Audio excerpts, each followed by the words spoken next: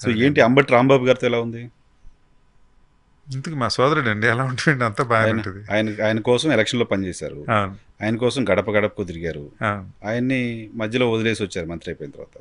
అట్లేం లేదండి. అంటే నేను అంటే బేసిక్గా నా తత్వం ఏంటంటే అండి, నేను సలహాలు ఇచ్చి కూర్చునే మనిషిని కాదు, కొద్దిగా పనిచేసి వదిలే మనిషిని కాదు. సర్వం నేనై చేసుకునేది ఏదైనా నా కుటుంబాల్లో సంబంధించినటువంటి కార్యక్రమాలనండి, వారి ఎన్నికల కార్యక్రమాలనండి, ఏ కార్యక్రమమైనా మనం చేపడితే, ఉదాహరణకి 2014 ఎన్నికల్లో తోట చంద్రశేఖర్ గారితో ఉండేవాడిని నేను ఆదిత్య కన్స్ట్రక్షన్ కంపెనీలో. వారికి నేను జగన్మోహన్ రెడ్డి గారికి అనుసంధానం చేయడం వల్ల వారు ఏలూరు నుంచి పార్లమెంట్ అభ్యర్థిగా పోటీ చేశారు. తోట చంద్రశేఖర్ వైసీపీ నుంచి చేశారా? అవునండి, 2014లో. 14లో నేను చీఫ్ ఎలక్షన్ ఏజెంట్ ఉండి సర్వం నేనే చేశాను. అందువల్ల నేనేంటంటే ఎక్కువ ఇన్వాల్వ్ అయ్యి కార్యక్రమాన్ని కొద్దిగా పకడ్బందీగా చేయాలనేటువంటి తపన. అప్పట్లో వారికి చేసిన మాట వాస్తవం. తర్వాత నా వృత్తిరీత్యా నేను వ్యాపారం చేసుకుంటూ ఉన్నాను. రెండోది ఏంటంటే, నాకు పెద్ద ఈ ప్రభుత్వాన్ని వాడుకోవాలని, ఏదన్నా స్వల్పకాలిక లబ్ధి పొందాలని నేను అసలు. చాలా మంది ఓ సెక్షన్ ఆఫ్ మీడియా, ప్రధానంగా తెలుగుదేశం మీడియా, అంబటి రాంబాబుకి ఒక షాడో ఎమ్మెల్యే లాగా మురళి తయారయ్యారు సత్తెనపల్లిలోని వార్తలు రాశారు, చదివాను నేను. అసలు దాంట్లో తప్పేముందండి? ఎమ్మెల్యే వెనకాల ఉండి కొన్ని కార్యక్రమాలు, మంచి కార్యక్రమాలు చేస్తే వాళ్ళు షాడో ఎమ్మెల్యేని పెట్టుకున్నారు. అది అది వాళ్ళు పెట్టుకుని ముద్దు పేరు, మనమేం డినై చేయొద్దు.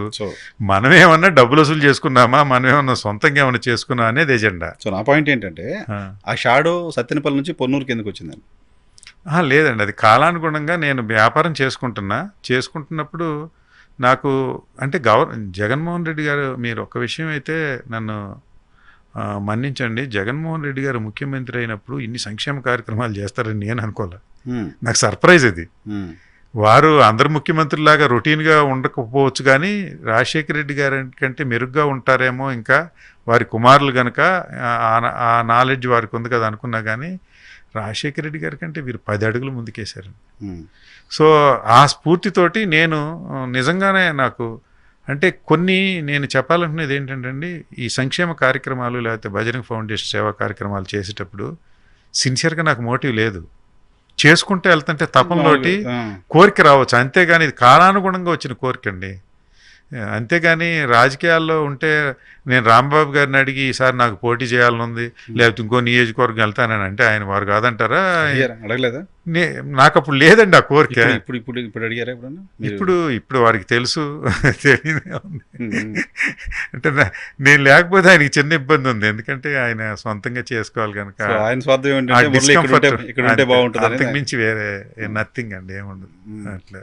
సో అన్నదమ్ములు బాగానే ఉన్నారు, అట్లాంటి విషయాలు ఏమి లేవండి. మీరు 2 రోజులు పక్కన నిలబడి ఫోటో దిగకపోయినా గొడవలు వచ్చేసినాయని రాసేస్తాను. లేదు, అట్లా కదండి, వారి శాసనసభ్యులు అవటానికి తోడ్పడ్డాను, వారి కాలానుగుణంగా మంత్రి అయ్యారు, ప్రధానమైనటువంటి మంత్రి అయ్యారు, నిజంగా ఉన్నత స్థానంలో ఉన్నారు.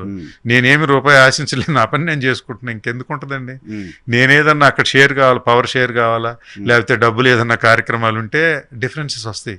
ఎందుకంటే నా వల్ల చెడ్డ పేరు వచ్చే పరిస్థితి ఉంటే ఎవరు, నేను కర్నూలులాగా బయటకు వచ్చినవాడిని, త్యాగం చేసి వచ్చినవాడిని, నాకు అలాంటిది ఏమి లేదు. నిజానికి మంత్రి పదవి వచ్చిన తర్వాత అందరు పోగవుతారు, మీరు వదిలేశారు. నేను వారి ఛాంబర్ ఎలా ఉంటుందో నాకు తెలియదు, వారికి సెక్రటేరియట్లో రూమ్ ఎలా ఉంటుందో తెలియదు. ప్రమాణ స్వీకారం రోజు ఒకరోజు వెళ్ళాను, దగ్గరున్నాను, సోదరుడిగా నా కర్తవ్యాన్ని నిర్వహించాను, మళ్ళీ నా పని నేను చూసుకుంటాను, అంతే. నా నిబద్ధత అదండి, నేను సిన్సియర్గా చెప్పాలనుకున్నది.